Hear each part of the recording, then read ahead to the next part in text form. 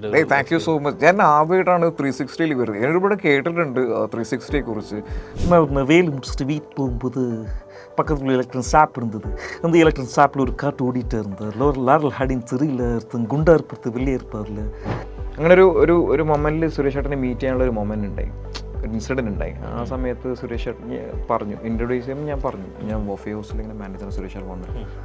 ആ വാഫി ഹൗസിലെ മാനേജറാണല്ലേ, ഞാനവിടെ വന്നിട്ടുണ്ടായിരുന്നു. എന്റെ മൈൻഡ് പോലും ചെയ്തില്ല, നിങ്ങളുടെ സ്റ്റാഫ് പോരാ, അവരെ മാറ്റണം. This is interchange station between Dubai Metro Red and Green lines. The next station is Alkisais. The final destination of this train is. ഇങ്ങനെ ചിരിച്ചിട്ട്, എന്നാൽ അങ്ങനെ ഒരു സ്റ്റേഷൻ ഇല്ല, നിങ്ങളെ ഞാൻ പറ്റിച്ചു. അപ്പൊ അവിടെ മലബാർ ഗോൾഡ് അവതരിപ്പിക്കുന്നു Ente Manasaputhri, brought you by Malabar Gold. Beauty means quality. Asif അലിയാണ് മെയിൻ അധികം ചെയ്യുന്ന. ആസിഫ് അലിയാണ്. ഭയങ്കര സിമിലാരിറ്റി ഉണ്ട് ആസിഫ് അലി ചെയ്യുമ്പോൾ. ടീച്ചേഴ്സിനെ ഇമിറ്റേറ്റ് ചെയ്താണ് സ്റ്റാർട്ട് ചെയ്തത്. കമൽഹാസനെ ഒരാൾ ഇമിറ്റേറ്റ് ചെയ്യുന്ന കണ്ടിട്ടാണ് ഞാൻ ഇമിറ്റേഷൻ തുടങ്ങിയത്. അല്ല, കാറിൽ ചെയ്യാൻ തുടങ്ങിയെന്ന് വെച്ചാൽ മൈക്ക് ഉണ്ടായിരുന്നില്ല. എന്താ ലൈഫിൽ ഏറ്റവും വലിയ ആഗ്രഹം എന്താ? ഇപ്പൊ ഇന്റർവ്യൂ കാണുന്നു പറഞ്ഞു. അൾട്ടിമേറ്റ് ആഗ്രഹം എന്ന് പറഞ്ഞാൽ ആസിഫ് അലിന്റെ വോയിസ് ചെയ്ത് ഒരുപാട് ആൾക്കാരെ ഞാൻ പറ്റിച്ചിട്ടുണ്ട്. ആണോ? ജി ഹമേ മൻസൂർ ഹൈ ആപ്കാ യെ ഫൈസലാ ജി. ഹായ്, നമസ്കാരം. ആർജെ തൻവീർ ആണ് ഫ്രം 360 റേഡിയോ. നമ്മൾ മുമ്പൊക്കെ കലാകാരന്മാരെ കുറിച്ച് പറയുമ്പോൾ നമ്മൾ പറയാറുണ്ട് നിരവധി വേദികളിൽ കഴിവ് തെളിയിച്ച കലാകാരൻ. ഇന്ന് എന്നോടൊപ്പം ഒരു കലാകാരനാണുള്ളത്. അദ്ദേഹത്തെക്കുറിച്ച് പറയുമ്പോൾ നിരവധി വേദികളെന്നല്ല, നിരവധി കാറുകളിൽ കഴിവ് തെളിയിച്ച ഒരു കലാകാരൻ എന്ന് പറയേണ്ടി വരും. അദ്ദേഹത്തിൻ്റെ വീഡിയോ കണ്ടു കഴിഞ്ഞാൽ കാറിനകത്തിരുന്നിട്ടാണ് അദ്ദേഹം വീഡിയോസ് ചെയ്യുന്നത്. ഗംഭീരമായിട്ടുള്ള അദ്ദേഹം മിമിക്രി ചെയ്യുന്നുണ്ട്, അദ്ദേഹം പാട്ട് പാടുന്നുണ്ട്, ചില വോയിസ് ഓവേഴ്സ് ഒക്കെ ചെയ്യുന്നുണ്ട്. അപ്പോൾ ഏറ്റവും കൂടുതൽ മിമിക്രി താരം എന്ന് പറയാനാണ് ഞാൻ ആഗ്രഹിക്കുന്നത്. എന്താണ് പേര്? താങ്കളെ ഒന്ന് പരിചയപ്പെടുത്തും. എല്ലാവരും ചിലപ്പോൾ കാറിൽ താങ്കളുടെ വീഡിയോ കണ്ട ഒരുപാട് പേര് ഇപ്പോൾ നമ്മുടെ ഇൻ്റർവ്യൂ കാണുന്നുണ്ടാവും. താങ്കൾ ആരാണ്? എൻ്റെ പേര് ആഷിം അബൂബക്കർ, നാട്ടിൽ കാസർഗോഡാണ്. ഇപ്പോൾ ദുബായിൽ വന്നിട്ട് ഒരു 2 years ആയി. റിയൽ എസ്റ്റേറ്റിൽ വർക്ക് ചെയ്യായിരുന്നു. ഇപ്പോൾ ജോലി റിസൈൻ ചെയ്തു. ഇപ്പോൾ അപ്പോൾ മിമിക്രി ചെയ്യാൻ തുടങ്ങിയിട്ട് കുറേ കാലമായോ? അതോ മിമിക്രി കുറേ കാലമൊന്നുമില്ല. ഫ്രണ്ട്സിൻ്റെ ഇടയിൽ ഇങ്ങനെ മിമിക്രി ചെയ്യും. പിന്നെ ടീച്ചേഴ്സിനെ ഇമിറ്റേറ്റ് ചെയ്താണ് സ്റ്റാർട്ട് ചെയ്തത്. ചെറുപ്പം തൊട്ടേ ഇങ്ങനെ ഒബ്സർവ് ചെയ്യും. അപ്പോൾ ടീച്ചേഴ്സിനെ ഇമിറ്റേറ്റ് ചെയ്ത് സ്റ്റാർട്ട് ചെയ്ത് ഇപ്പോൾ അതിങ്ങനെ കണ്ടിന്യൂ ആക്കി. പിന്നെ ഫ്രണ്ട്സിൻ്റെ ഇടയിൽ ഇങ്ങനെ ഫ്രണ്ട്സിനെ ഇമിറ്റേറ്റ് ചെയ്യും.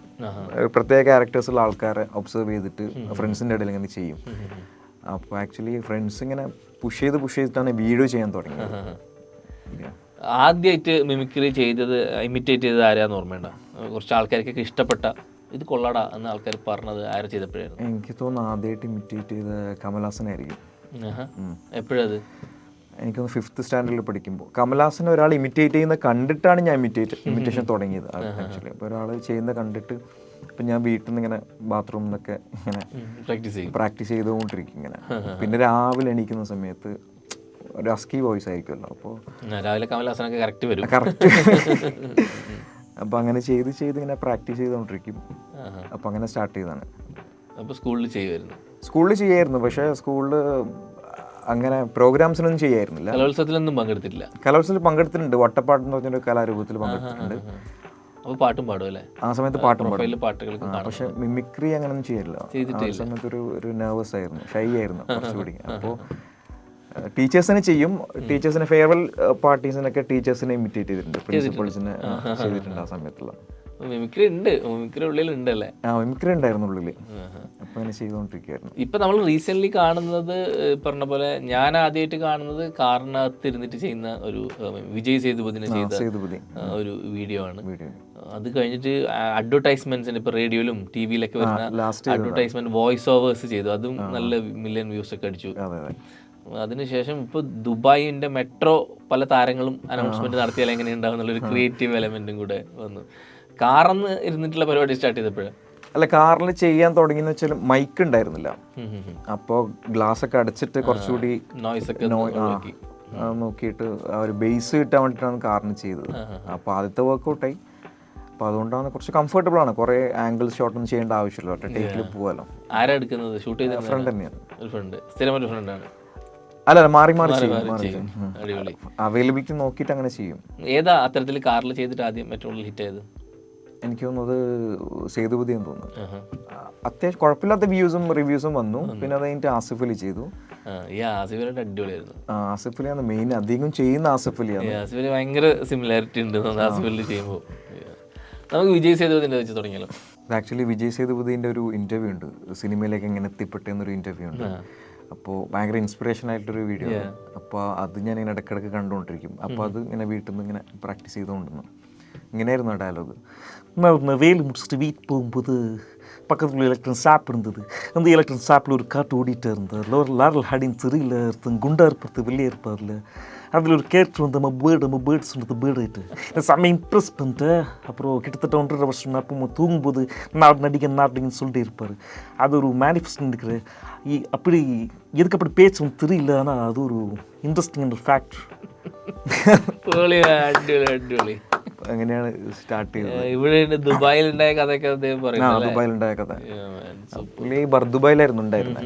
അപ്പോൾ കുറേ കാലമായിട്ട് വർക്ക് ചെയ്തിട്ട് 2005 അങ്ങോട്ടേക്ക് പോയിട്ട് ജൂനിയർ ആർട്ടിസ്റ്റായിട്ട് സ്റ്റാർട്ട് ചെയ്ത് കരിയർ ബിൽഡ് ചെയ്ത. സൂപ്പർ, അടിപൊളി. ഈ ഇന്റർവ്യൂസ് കാണുമ്പോഴാണോ കൂടുതലായിട്ട് അവരെ അനുകരിക്കാൻ തോന്നുക? പൊതുവെ സിനിമയെക്കാളും കുറച്ചുകൂടി ഇൻ്റർവ്യൂസാണ്.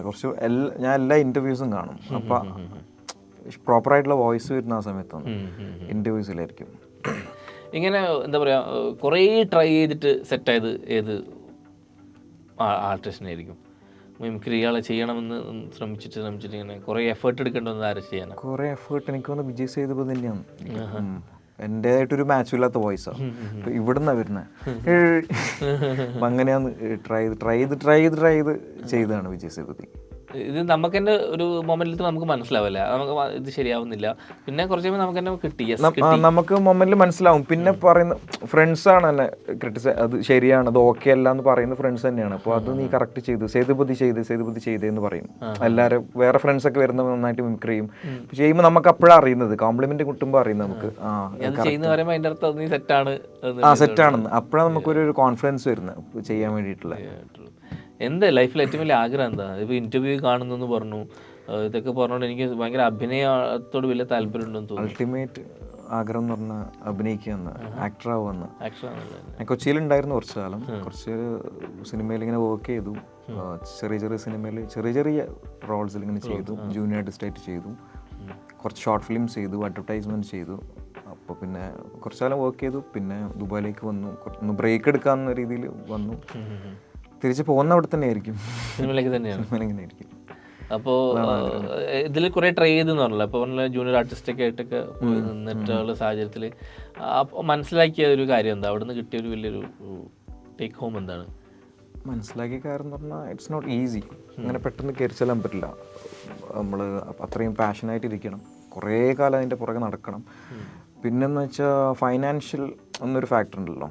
അപ്പോൾ നമുക്കൊരു ജോലി കയറി കഴിഞ്ഞാൽ നമുക്ക് ഒന്നിച്ച് കൊണ്ടുപോകാൻ പറ്റില്ല. നടക്കൂല. കംപ്ലീറ്റ് അതിനായിട്ട് ഇറങ്ങണം. പിന്നെ നല്ല രീതിയിൽ പ്രഷർ വരാൻ തുടങ്ങി വീട്ടിൽ നിന്നും ഫാമിലിയിൽ നിന്നെല്ലാം. അപ്പോൾ അതുകൊണ്ട് ഞാൻ ഇങ്ങോട്ടേക്ക് തിരിച്ചാണ്. അപ്പോൾ തൽക്കാലം ഒരു ബ്രേക്ക് എടുക്കാമെന്ന് വിചാരിച്ചു, വീട്ടുകാരെ ഒന്ന് ഇതാക്കാൻ വേണ്ടി, ഹാപ്പി ആക്കാൻ വേണ്ടിയിട്ട്. അൾട്ടിമേറ്റ് ആഗ്രഹം സിനിമ തന്നെയാണ്. സൂപ്പർ. എന്തായാലും അത് സംഭവിക്കട്ടെ. ഇപ്പോൾ ഈ മിമിക്രി ഇങ്ങനെ എന്താ പറയുക, ഇപ്പോൾ ചില വീഡിയോസ് ഭയങ്കരമായിട്ട് ഹിറ്റാവുന്നുണ്ട്. അപ്പോൾ ആരെങ്കിലൊക്കെ വിളിച്ച് അഭിനന്ദിക്കുകയോ അല്ലെങ്കിൽ അങ്ങനത്തെ മെസ്സേജസോ പുതിയ ആളുകൾ ഫോളോ ചെയ്യുമോ, അങ്ങനെ എന്തെങ്കിലും ഫേമസ് ആയിട്ടുള്ള ആളുകളുടെ എന്തെങ്കിലും റിപ്ലൈ എന്തെങ്കിലും കിട്ടിയിരുന്നോ? റിപ്ലൈ കിട്ടിയിട്ടുണ്ട്. കുറച്ച് ഫേമസ് ആയിട്ടുള്ള ഇൻഫ്ലുവൻസേഴ്സ്, ചില ആക്ടേഴ്സ്, 2-3 ആക്ടേഴ്സ് ഫോളോ ചെയ്യാൻ തുടങ്ങി, ലൈക്സ് കിട്ടാൻ തുടങ്ങി. അപ്പോൾ അങ്ങനെയുള്ള കോംപ്ലിമെന്റ്സ് വരുന്നുണ്ട്. അതിലൊക്കെ മാറ്റമുണ്ട്. ഏതിലാണ് ഏറ്റവും റെസ്പോൺസ് കിട്ടിയത്? എനിക്ക് തോന്നുന്നത് വോയിസ് ഓവർ ചെയ്തു. ഞാൻ അഡ്വർടൈസ്മെന്റ് പഴയ ഏഷ്യാനെറ്റിന്റെ ഒരു ആഡ് വോയിസ് ഓവർ ചെയ്തു. അതിനേക്കാളും ഏറ്റവും കൂടുതൽ റെസ്പോൺസും വ്യൂസും കിട്ടിയ 1.3 സംതിങ് വ്യൂസ് കിട്ടി. ആ വീഡിയോ ചെയ്യേണ്ട ഒരു സാഹചര്യം എന്താ? കാരണം ഇതൊരു ജനറൽ ഒരു മിമിക്രി അല്ലോ. മിമിക്രി എന്ന് പറയുമ്പോൾ എപ്പോഴും നമ്മൾ നടന്മാരെ ചെയ്യുക അല്ലെങ്കിൽ രാഷ്ട്രീയക്കാരെ ചെയ്യുക എന്നുള്ളതൊക്കെയാണല്ലോ. ഇതിങ്ങനെ ഒരു വോയിസ് ഓവർ ചെയ്യാനുള്ള ഇടയ്ക്ക് ചെയ്യുമായിരുന്നോ? പണ്ട് മുതൽ TV ആണല്ലോ. സ്കൂൾ പഠിച്ച് കഴിഞ്ഞിട്ട് ഫ്രീ ഉള്ള സമയത്ത് ഒരു 9 മണിയൊക്കെ ആകുമ്പോൾ ഇങ്ങനെ TV ആണ്. പിന്നെ വീട്ടിൽ സീരിയലൊക്കെ വെക്കുന്ന സമയത്ത് അപ്പോൾ അഡ്വർടൈസ്മെന്റ് വരുമല്ലോ. മലബാർ ഗോൾഡ് അവതരിപ്പിക്കുന്നു Ente Manasaputhri, brought you by Malabar Gold. അതിങ്ങനെ നോക്കി അത് വീട്ടിൽ നിന്ന് പ്രാക്ടീസ്. അടിപൊളി. അത് ചെയ്യും. അത് എന്തായിരുന്നു ആ വീഡിയോ അന്ന് ചെയ്തത്? ചെയ്യാം. മലബാർ ഗോൾഡ് അവതരിപ്പിക്കുന്നു Ente Manasaputhri, brought you by Malabar Gold, beauty means quality. Manorama calendar മലയാളത്തിലെ ഏറ്റവും പ്രചാരമേറിയ calendar. Bhima Gold, pure gold, diamonds and platinum, V Star വിനീസ, ബ്രാ, പാൻറ്റി ആൻഡ് കമ്മീസോൾ. ഇരുപുറവും എടുക്കാവുന്ന അത്ഭുത സാരിയുമായി സീമാസിന്റെ പുതിയ വെഡിങ് കളക്ഷൻ ഇനി തിരുവല്ലയിലും. Emmanuel Silks, the world's greatest wedding destination. Pankaja Kasthuri, ആശ്വാസം ഓരോ ശ്വാസത്തിലും. Joy Alukkas, the world's favorite jewelers. അങ്ങനെ എങ്ങനെ സ്റ്റാർട്ട് ചെയ്യും. ആ സമയത്ത് ഇതൊക്കെയായിരുന്നു അല്ലേ, ഷീമാട്ടിയുടെയും നൊസ്റ്റാൾജിയ, ആ നൊസ്റ്റാൾജിയ കണക്ഷൻ ഉള്ളതുകൊണ്ടാണ് കുറെ ഇങ്ങനെ ഷെയർസും ലൈക്സ് ഒക്കെ വന്നത്, റിലേറ്റബിൾ ആയിട്ട്. ആ ഒരു ടി വി കാലത്തേക്ക് പോയിട്ടുണ്ടാവും. ടി വി കാലം കുറഞ്ഞല്ലോ, കുറഞ്ഞു. സൂപ്പർ. അതേപോലെ തന്നെ എനിക്ക് ഭയങ്കര പക്കയായിട്ട് തോന്നിയത് ആസിഫ് അലി ചെയ്യുമ്പോഴാണ്. ആസിഫ് അലി ചെയ്തു തുടങ്ങിയപ്പോഴാണ്. ആസിഫ് അലി ചെയ്തു തുടങ്ങി എനിക്ക് തോന്നുന്നു 2015 ആയിരിക്കും. ഒരു കോളേജ് സമയത്ത് 16 ആ സമയത്തൊക്കെ ആയിരിക്കും സ്റ്റാർട്ട് ചെയ്ത് തുടങ്ങി ആസിഫ് അലിൻ്റെ ഇതേപോലെ ഇൻ്റർവ്യൂ കണ്ടിട്ടും പിന്നെ ചില സിനിമ അപ്പോൾ ഒരു വേറെ തന്നെ ഒരു ആണല്ലോ, കുറച്ചുകൂടി താങ്ക് യു സോ മച്ച്. അപ്പോൾ അതിങ്ങനെ കണ്ട് കുറച്ച് നെയ്സൽ സാധനമൊക്കെ ഇടുന്നത് അല്ലേ, ഒരു സ്റ്റൈൽ സാധനം. ആസിഫ് അലി ചെയ്ത് ആസിഫ് അലിൻ്റെ ഇപ്പോൾ ഒരു ഇൻ്റർവ്യൂ എന്ന രീതിയിൽ അങ്ങനെ വേണമെങ്കിൽ നമുക്ക് കോൺവെർസേഷൻ സ്റ്റാർട്ട് ചെയ്യാം പുതിയ സിനിമയുടെ. നമ്മൾ സർക്കിട്ട് വരാൻ പോവാണ് സിനിമ, അല്ലെങ്കിൽ പുതിയ സിനിമ വരുന്ന രീതിയിൽ ഒരു ഇൻ്റർവ്യൂ ഒരു ഇതുപോലെ അങ്ങനെ. അപ്പം ഞാൻ ചോദിച്ചാലും അതിന് മറുപടി പറയും. ഓക്കെ. അപ്പോൾ ആസിഫ് ഖാ, ഒരുപാട് സന്തോഷം 360 വന്നതിൽ. എങ്ങനെയുണ്ടായിരുന്നു 360? Thank you so much. ഞാൻ ആദ്യമായിട്ടാണ് 360 വരുന്നത്. ഞാനിവിടെ കേട്ടിട്ടുണ്ട് 360 കുറിച്ച്. ഞാനിവിടെ പറയുന്ന കാര്യമുണ്ട്, ഞാൻ എപ്പോഴും ഇൻ്റർവ്യൂ വരുന്ന സമയത്ത് എനിക്ക് ഭയങ്കര ഇഷ്ടമാണ് ഇൻ്റർവ്യൂസ് കൊടുക്കാൻ, പ്രത്യേകിച്ച് മൂവി പ്രൊമോഷൻ. ഞാൻ ഈ വരുന്ന മെയ് 2nd വീക്കിന് സർക്കിട്ട് റിലീസാണ്. ഇപ്പോൾ എല്ലാവരും പണം കാണുക. ഞാൻ ആ ഒരു നെറേഷൻ വരുന്ന സമയത്ത് തന്നെ തമറിനോട് പറഞ്ഞു എനിക്ക് പടം ചെയ്യണം, ഞാൻ ഭയങ്കര എക്സൈറ്റഡ് ആണ്. അങ്ങനെയാണ്. അടിപൊളി. വിളിച്ച് അന്ന് കാറിൽ ചെയ്തത് ഏതായിരുന്നു? സിനിമ ഡയലോഗായിരുന്നു അതോ ഇൻ്റർവ്യൂ? ഇൻ്റർവ്യൂ അല്ല, അത് രേഖാചിത്രത്തിൻ്റെ ഒരു പ്രൊമോഷൻ എന്ന രീതിയിൽ ചെയ്തതാണ്. അപ്പോൾ അത് കുഴപ്പമില്ലാത്ത റീച്ച് കിട്ടി. ഇങ്ങനെ ആസിഫ് അലിന് സ്ഥിരം ചെയ്യുന്ന സാധനം ഉണ്ടല്ലോ, ആക്ടിങ്ങിലാണോ വീട്? അത് ചെയ്യാറുണ്ടോ? ഇല്ല, അത് ചെയ്യാറില്ല. എല്ലാവരും ചെയ്യുന്നതുകൊണ്ട് ചെയ്യാറില്ല. അധികം ചെയ്യുമ്പോൾ അനുരാഗരിക്കും വെള്ളത്തിലൊരു പോർഷൻ അധികം ചെയ്യാറില്ല. അതേതായിരുന്നു? എൻ്റെ ലൈഫിൽ നിനക്ക് എത്രമാത്രം ഇമ്പോർട്ടൻ്റ് അറിയാം. ഞാൻ കുറച്ച് വൈകിപ്പോയി. ഞാൻ ഇങ്ങനല്ലേ മച്ചാനെ, അവളെനിക്ക് കാണണം ബ്രോ, അവളില്ലാതെ എനിക്ക് പറ്റൂല ബ്രോ. എനിക്ക് അപ്പോഴേ തോന്നി അവളൊരു ഫ്രോഡാണോ എന്ന്. ഇതാണ് അധികം ചെയ്യാറ്. സൂപ്പർ, അടിപൊളി, രക്ഷയില്ല. ആസിഫ് അലിൻ്റെ വോയിസ് ചെയ്ത് ഒരുപാട് ആൾക്കാരെ ഞാൻ പറ്റിച്ചിട്ടുണ്ട്. ആണോ? മിസ്യൂസ് ചെയ്തിട്ടില്ല. കുറെ ഫ്രണ്ട്സ് ഇങ്ങനെ വിളിക്കും, മേഡം നീ ഒന്ന് ആസിഫ് അലിൻ്റെ വോയിസ് തന്നെ സംസാരിക്കും, ഞാൻ ഫ്രണ്ടാന്ന് ഓൾറെഡി പറഞ്ഞു പോയി, ജസ്റ്റ് ഒന്ന് എൻ്റെ വില കാക്കണം എന്നൊക്കെ പറയും. ഞാൻ ജസ്റ്റ് ഇങ്ങനെ hello thank you so much, thank you എന്നൊക്കെ പറഞ്ഞിങ്ങനെ ഭയങ്കര എക്സൈറ്റഡ് ആയിട്ട് ഭയങ്കര ഫാൻസ്, ഹാർഡ് കോർ ഫാൻസ് ഒക്കെ ഇങ്ങനെ വിളിച്ച് പറയും, ആസിഫ് ഖാൻ ഞാൻ ഭയങ്കര ഫാനാണ്, ഞാൻ ഇത്രയും കാലം ആരാഴ്ച ഭയങ്കര മനുഷ്യനാണ്, പരിചയപ്പെട്ടിൽ സന്തോഷം. അപ്പം ഞാൻ തിരുത്താൻ പോയിട്ടില്ല, അവർക്കൊരു സന്തോഷം.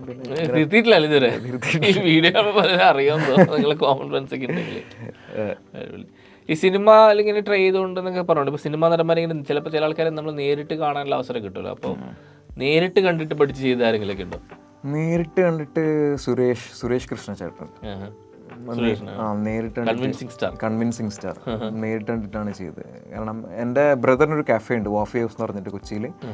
ഇവിടെ ഷാർജയിൽ മൊബൈലിൽ സ്റ്റാർട്ട് ചെയ്തിട്ടുണ്ട്. അപ്പോൾ കൊച്ചിയിൽ ഫ്രാഞ്ചൈസ് എടുത്ത ലാല. അപ്പോൾ കുഴപ്പമില്ലാത്ത ആക്ടേഴ്സൊക്കെ വന്നു പോകും. അപ്പോൾ ഒരു സമയത്ത് ഞാനായിരുന്നു മാനേജ് ചെയ്യുന്നുണ്ടായിരുന്നു വാഫി ഹൗസ് കൊച്ചിയിൽ. അപ്പോൾ ഒരു സമയത്ത് ഞാൻ ഉണ്ടായിരുന്നില്ല ഷോപ്പിൽ. അപ്പോൾ ഒരു പ്രാവശ്യം സുരേഷ് ചേട്ടൻ വന്നിട്ട് പോയി എന്ന് പറഞ്ഞു. അങ്ങനെ ഒരു മൊമെൻറ്റിൽ സുരേഷ് ചേട്ടനെ മീറ്റ് ചെയ്യാനുള്ള ഒരു മൊമെൻ്റ് ഉണ്ടായി, ഒരു ഇൻസിഡൻറ്റ് ഉണ്ടായി. ആ സമയത്ത് സുരേഷ് ചേട്ടൻ പറഞ്ഞു, ഇൻട്രൊഡ്യൂസ് ചെയ്യുമ്പോൾ ഞാൻ പറഞ്ഞു ഞാൻ വാഫി ഹൗസിൽ ഇങ്ങനെ മാനേജർ സുരേഷ് ചേട്ടൻ വന്നിട്ട്. വാഫി ഹൗസിലെ മാനേജറാണല്ലേ, ഞാനവിടെ വന്നിട്ടുണ്ടായിരുന്നു, എന്നെ മൈൻഡ് പോലും ചെയ്തില്ല, നിങ്ങളുടെ സ്റ്റാഫ് പോരാ, അവരെ മാറ്റണം. അപ്പോൾ ഇത് ഞാൻ നേരെ പോയിട്ട് സ്റ്റാഫ്സിനോട് പറഞ്ഞു. അപ്പോൾ സ്റ്റാഫ്സ് പറഞ്ഞു കറക്റ്റ് വോയിസാന്ന് പറഞ്ഞു. ഇതേ വോയിസിൽ ഇതേ വോയിസ് തന്നെ പറഞ്ഞു കൊടുത്തു. അപ്പോൾ കറക്റ്റ് വോയിസാന്ന് പറഞ്ഞു. എന്താ മൈൻഡ് ചെയ്യാത്ത? അപ്പോൾ അവർ കണ്ടില്ല, അവർ കിച്ചണിലായിരുന്നു. അപ്പോൾ അതുകൊണ്ട് അപ്പോൾ അങ്ങനെ ചെയ്ത് തുടങ്ങിയിട്ട് പിന്നെ ഫ്രണ്ട്സിൻ്റെ ഇടയിൽ ചെയ്തു. അപ്പോൾ കറക്റ്റാണ് സുരേഷ് ചേട്ടൻ ഒന്ന് ചെയ്തു നോക്കുമെന്ന് പറഞ്ഞു. അപ്പോൾ അങ്ങനെ ചെയ്യാൻ തുടങ്ങിയത്. അടിപൊളി. അതേപോലെ തന്നെ ഇപ്പം ഏറ്റവും കൂടുതൽ ട്രെൻഡിങ് ആയ, ഞാൻ ഒരു പക്ഷേ ഇൻ്റർവ്യൂവിന് വിളിക്കാൻ പോലും കാരണമായത് ദുബായ് മെട്രോയുടെ അനൗൺസ്മെൻറ്റ് നമ്മുടെ സിനിമാ താരങ്ങൾ ചെയ്താൽ എങ്ങനെയുണ്ടാവുന്നത്. അത് ഞാൻ വിളിക്കാനുള്ള പ്രധാനപ്പെട്ട കാരണം, ഞാൻ ഇതിനു മുമ്പ് വീഡിയോ ഇങ്ങനെ സ്ക്രോൾ ചെയ്ത് പോയിട്ടുണ്ട്, ആസിഫ് അലി ചെയ്തു, വിജയ് സേതുപതിക്ക്.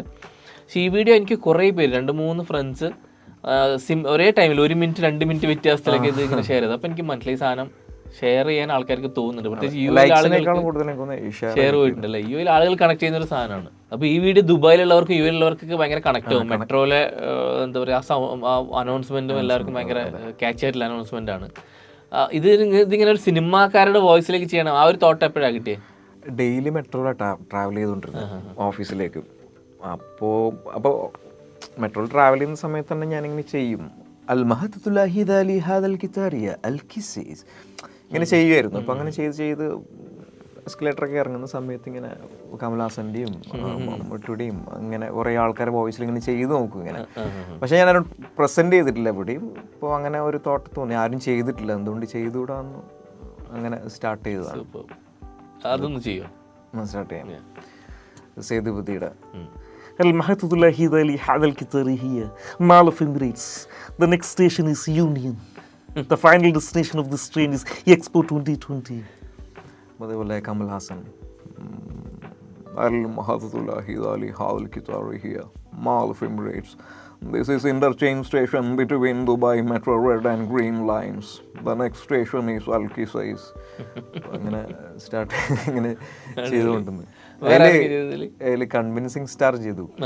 അപ്പോൾ അതാണ് കുറച്ചുകൂടി ലാസ്റ്റ് ഭയങ്കരമായിട്ട് ഒരു സർപ്രൈസ് എലമെന്റ് ആയിട്ട് വന്നത്. المحطة الوحيدة لهذا القطار هي Mall of Emirates. The next station is Union. The final destination of this train is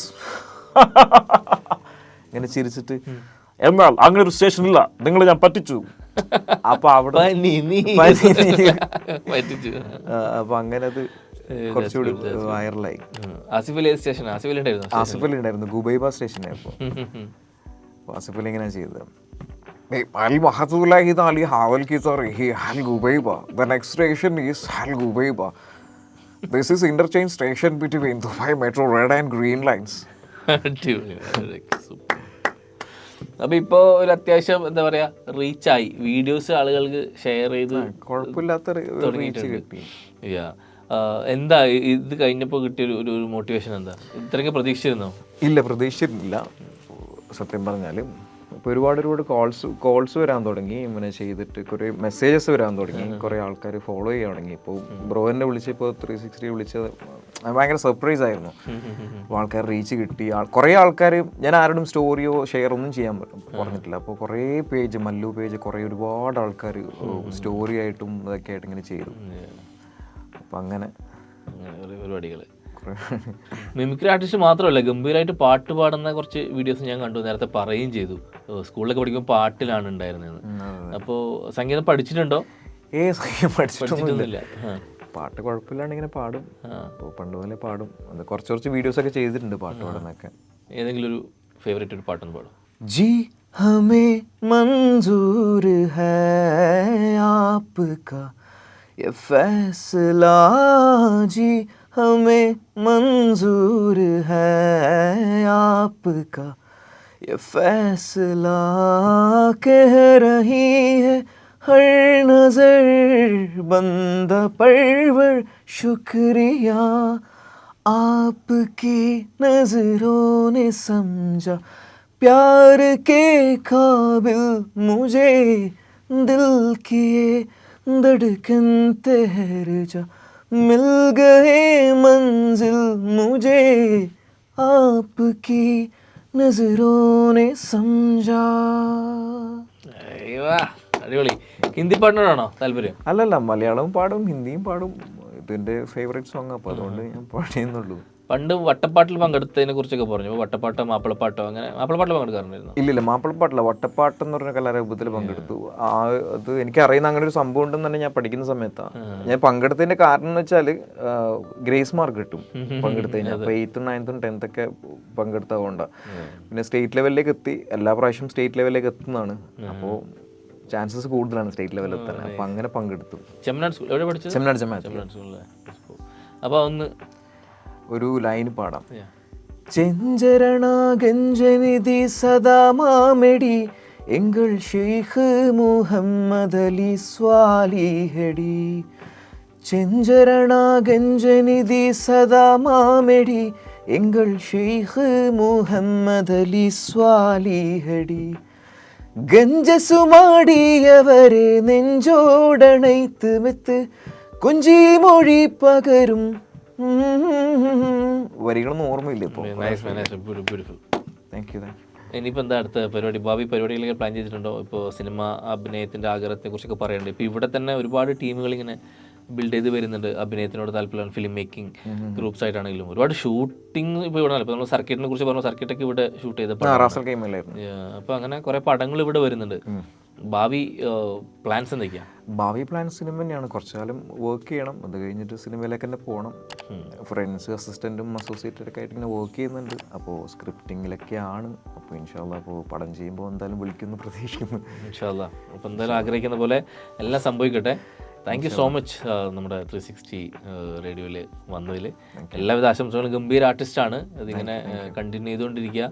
കാറിൽ മാത്രം ഒന്നും കണ്ട സ്റ്റേജുകളിലേക്കും സിനിമകളിലേക്കൊക്കെ പടർന്ന് പന്തലിക്കട്ടെ. ഇൻഷാല്ലാ. Thank you so much. Thank you so much. Thank you.